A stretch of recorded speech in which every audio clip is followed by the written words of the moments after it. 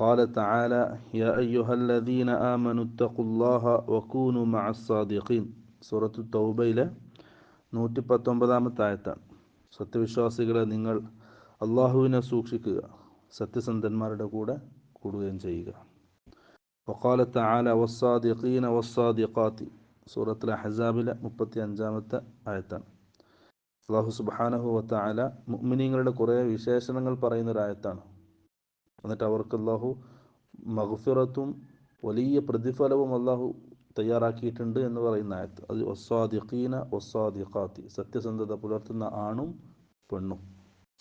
വഖാല തആല ഫലൗ സദഖുല്ലാഹ ലകാന ഖൈറൻ ലഹും സൂറത്ത് മുഹമ്മദിലെ 21 ആയത്ത്. അവർ അള്ളാഹുവിനോട് സത്യസന്ധത കാണിക്കുമായിരുന്നെങ്കിൽ ലകാന ഖൈറൻ ലഹും, അതാണ് അവർക്ക് ഖൈർ ദുനിയാവിലും ആഖിറത്തിലും. الراجح عند العلماء